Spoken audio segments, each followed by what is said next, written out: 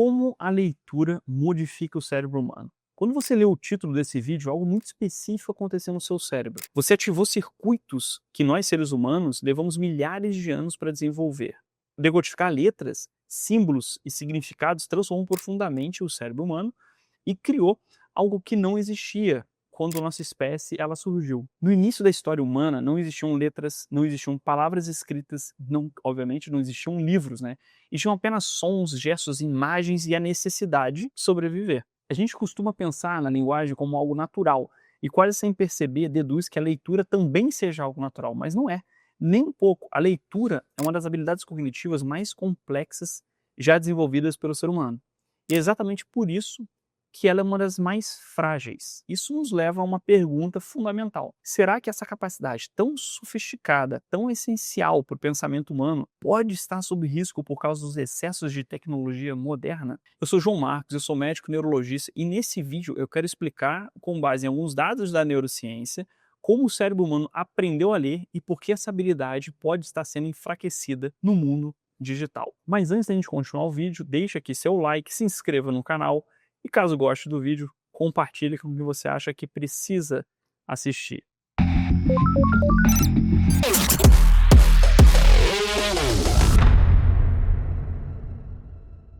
Então, para entender essa história, a gente precisa começar por um ponto essencial, né? O cérebro humano ele não nasceu para ler.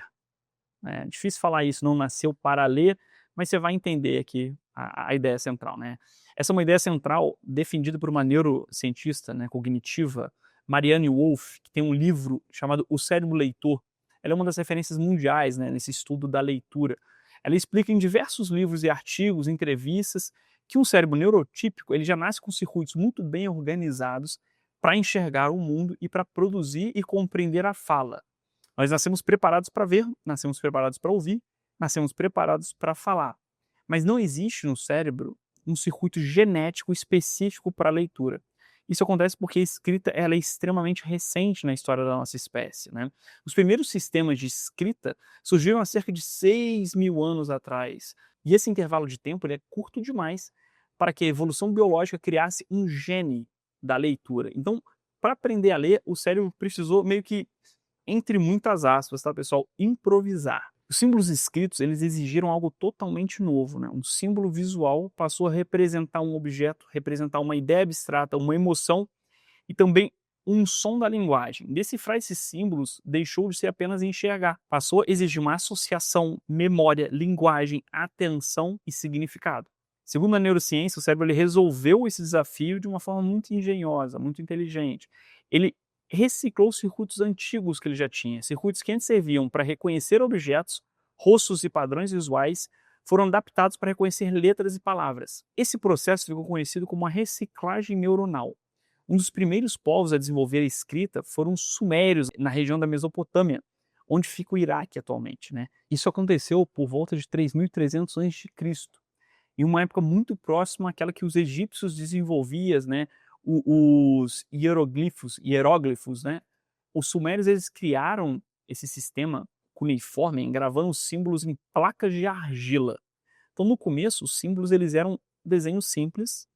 Com o tempo, eles foram se tornando mais abstratos, mais parecidos com caracteres mais eficientes para registrar uma ideia mais complexa. E essa evolução nunca mais parou. A escrita ela foi se refinando, os alfabetos surgiram, os livros apareceram e o conhecimento humano começou a se acumular de uma forma inédita, que antes a gente perdia muita coisa. Com o advento da escrita, a gente pôde agora acumular conhecimento. Hoje os cientistas sabem que ler ativa múltiplas áreas dos nossos dois hemisférios cerebrais. Ler não acontece em um único ponto, é um trabalho de rede. Então as regiões visuais, as regiões auditivas, os centros de linguagem, memória, emoção e até áreas motoras trabalham juntas. Experimentos de neuroimagem mostram que ao ler uma palavra simples, o cérebro não acessa apenas o significado literal dela, ele ativa um campo inteiro de conceitos associados. Por exemplo, vou dar um exemplo, né?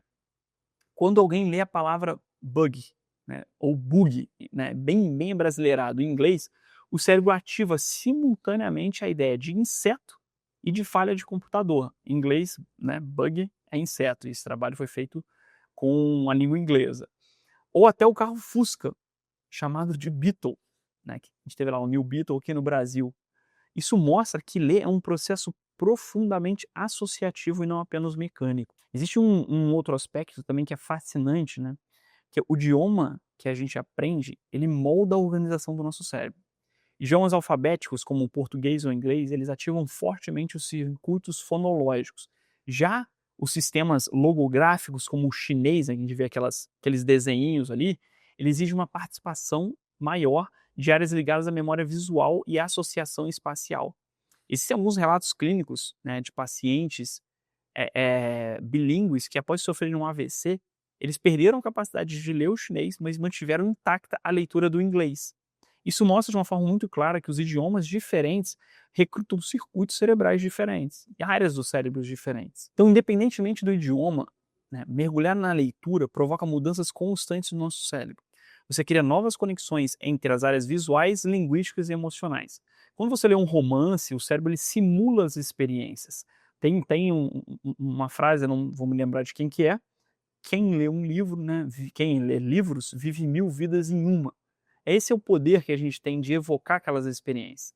Um exemplo clássico, né, tem um livro do Tolstói, Ana Karenina, que em trechos que são altamente dramáticos, alguns estudos mostram ativações de áreas motoras do cérebro. De certa forma, o cérebro vive aquela cena. Essa é uma conexão neural que simplesmente não se forma em quem não se lê. A Marianne Wolf ela chama esse processo de uma leitura profunda. E quanto mais você lê, mais esse sistema se fortalece de uma forma cumulativa. Por isso a importância do hábito da leitura constante. Esse processo ele começa muito cedo. Então, no colo ali, ouvindo historinhas, folheando livros, as crianças, né? A criança ela desenvolve a linguagem, a imaginação, a empatia. Então, se a leitura ela é aprendida e depende de treino, o que acontece quando os nossos hábitos mudam? E aqui a gente entra na discussão atual sobre a crise da leitura. Quando falamos em crise de leitura, isso não é apenas uma impressão subjetiva ou uma nostalgia daquela galera que lê livro na minha época, lia livros, não. Existem dados recentes, nacionais e internacionais, mostrando uma queda consistente na leitura. E também uma queda em certos desempenhos cognitivos, especialmente os ligados à linguagem e à atenção. Vamos olhar um pouquinho, vamos parar para olhar isso com calma, né? No Brasil, existe uma pesquisa, a pesquisa do Retratos da Literatura, na sua edição de 2024, mostra que mais da metade da população brasileira não lê livros. Apenas 47% dos brasileiros foram classificados como leitores, ou seja, pessoas que leram ao menos parte de um livro, nos últimos 3 meses. Isso significa que ler livros deixou de ser um hábito regular para a maioria da população brasileira. E aqui é importante a gente fazer uma distinção muito clara, né? Isso não quer dizer que as pessoas não leem nada. Elas leem mensagens, posts, legendas, comentários, notícias curtas, vide aí o sucesso que o X, o Twitter fez, né? Que há uma limitação de caracteres, não nada muito longo, sempre algo mais curto. Mas isso é um outro tipo de leitura, é uma leitura fragmentada, interrompida, superficial, que não exige uma imersão prolongada, nem uma construção de um significado complexo daquilo que a gente está lendo. Quando a gente olha para esses dados internacionais, o cenário é muito semelhante. As avaliações educacionais globais, como o PISA, mostram que o desempenho médio em leitura caiu de uma forma significativa nos últimos anos em vários países. Essa queda não foi pequena, nem isolada, nem restrita a um único sistema educacional. Ela aparece principalmente nas habilidades que dependem da atenção sustentada, vocabulário, compreensão de texto longo e na capacidade de inferência. E aqui entra uma discussão mais delicada, mas é necessária, né? Nos últimos anos, tem alguns trabalhos, alguns pesquisadores começaram a observar o que ficou conhecido como a reversão do efeito Flynn. Durante o século XX, os scores médios de testes de QI estavam aumentando progressivamente. A gente via esse aumento acontecendo. Mas em alguns países, especialmente a partir dos anos 2000, esse aumento parou e em certos domínios a gente começou a ter queda. Então, a gente começou a perceber que essas gerações que estão ouvindo estão tendo em algumas áreas um QI menor do que as gerações anteriores. O que a gente via era o contrário, né? O efeito Flynn era isso. Cada geração estava aumentando e agora a gente está conseguindo ver. Está conseguindo não, né? Agora estamos vendo quedas. Então estudos grandes, inclusive com análise dentro da mesma família, sugerem que essa queda não é genética, ela é ambiental. Ou seja, algo no ambiente moderno está impactando o desenvolvimento de certas habilidades cognitivas. E é importante deixar isso claro, que isso não significa que as pessoas estão menos inteligentes, tá? De uma forma global ou irreversível, né? O que os dados eles estão sugerindo é que algumas habilidades específicas podem estar sendo menos treinadas e, portanto, menos desenvolvidas, como se estivessem tendo uma atrofia dessas áreas. Então, entre elas, as habilidades fortemente ligadas à leitura profunda. E aí, uma discussão que é mais calorosa ainda, né? Será que o excesso de telas pode estar atrapalhando a leitura? A resposta mais honesta é: depende do uso, né? O problema não é a tela, é o modo fragmentado. É o scroll, as notificações multitarefas, treinam nessa mudança rápida de foco e dificultam a nossa atenção sustentada. Em crianças e adolescentes, isso ainda é mais sensível. Eu vejo isso no consultório com uma frequência muito grande. Não é à toa que a gente tem visto crescer os diagnósticos de TDAH, por exemplo, né? Então, quanto maior a exposição digital, isso está muito bem documentado em alguns trabalhos, menor o tempo para leitura mais profunda. Lembra, eu estou treinando meu cérebro algo mais raso.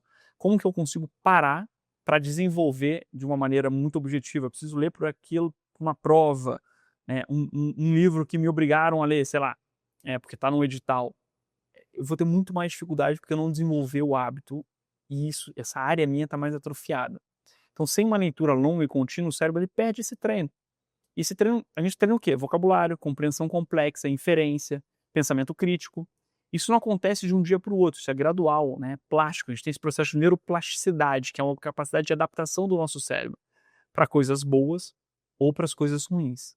Então, se você tem um filho pequeno ou se preocupa com o próprio cérebro, a mensagem aqui é muito clara.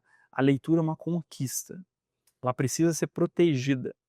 Pais e adultos precisam ler e ler para as crianças e mostrar que a leitura vale o tempo e o silêncio. Porque quando a leitura desaparece, nós não perdemos apenas um hábito, perdemos a profundidade de pensamento, beleza? Escreva aqui nos comentários se você gosta de vídeos sobre o funcionamento do cérebro, mas se você gostou, compartilhe esse vídeo para outras pessoas.